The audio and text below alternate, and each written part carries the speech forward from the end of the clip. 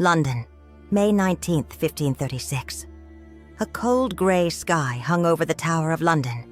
In the courtyard, a wooden scaffold had been built overnight. But it wasn't the usual high platform. This one was lower, built to fit something different. A foreign swordsman and his weapon of choice. A sword instead of the usual English axe. A crowd began to gather. People whispered to each other. Today, a queen will be killed.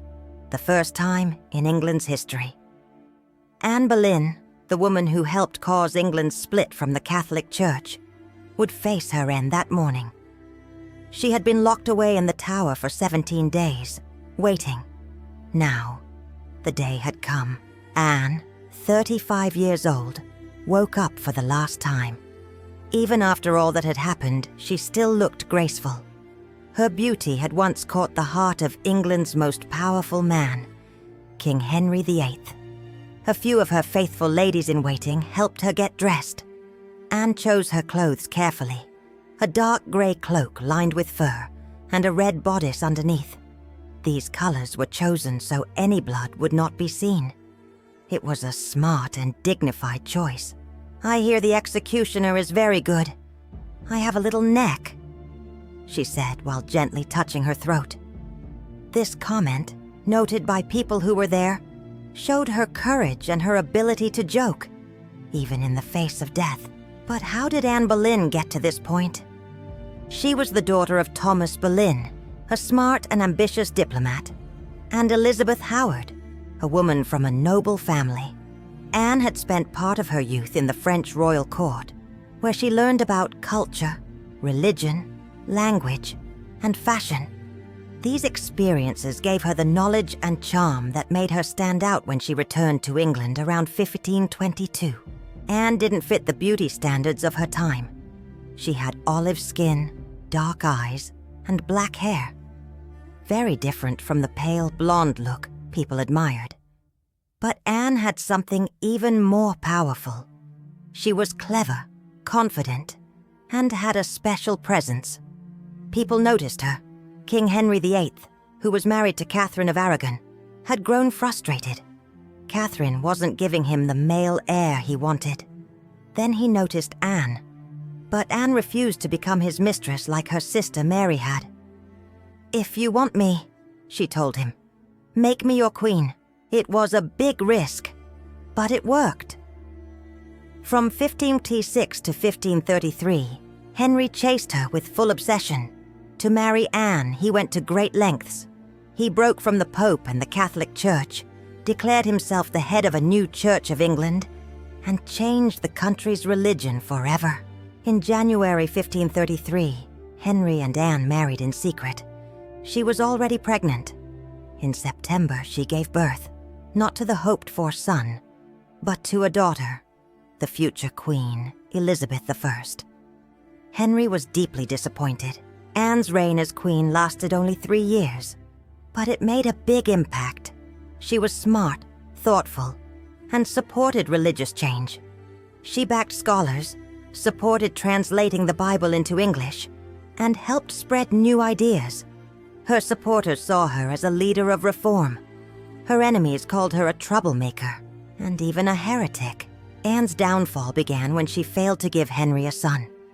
After Elizabeth, Anne became pregnant again, but lost the baby in 1534.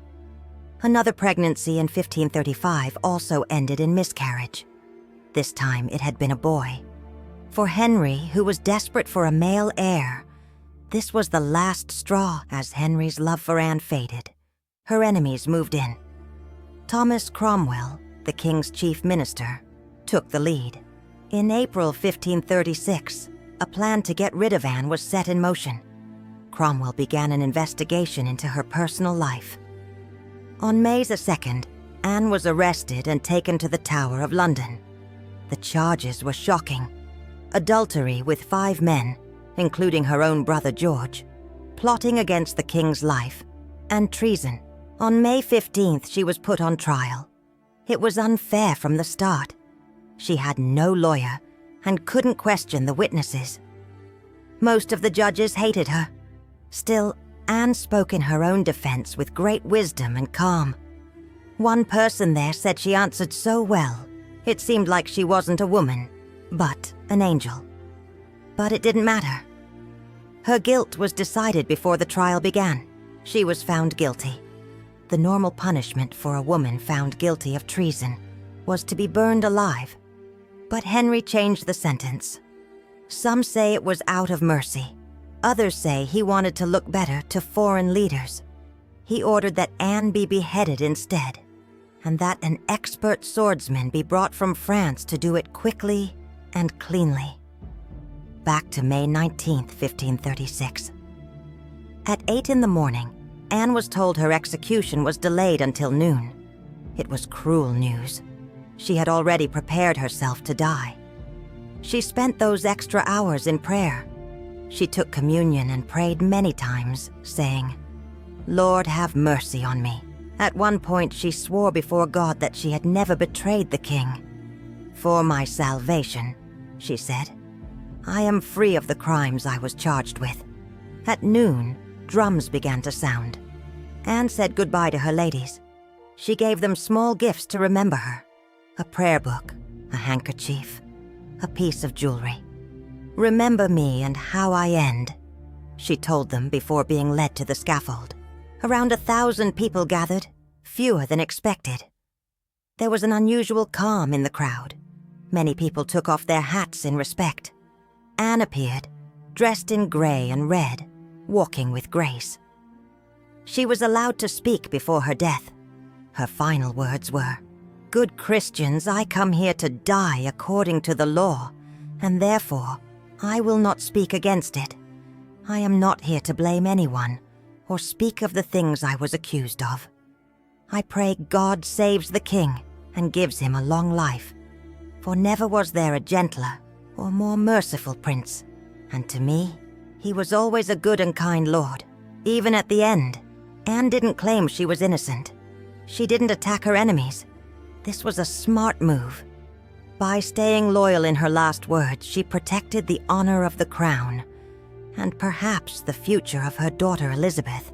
After her speech, she took off her cloak and cap, giving them to her ladies. Then she gave the executioner a purse of gold coins as payment. She knelt on the scaffold. There was no wooden block like in axe executions. With a sword, the person had to kneel upright.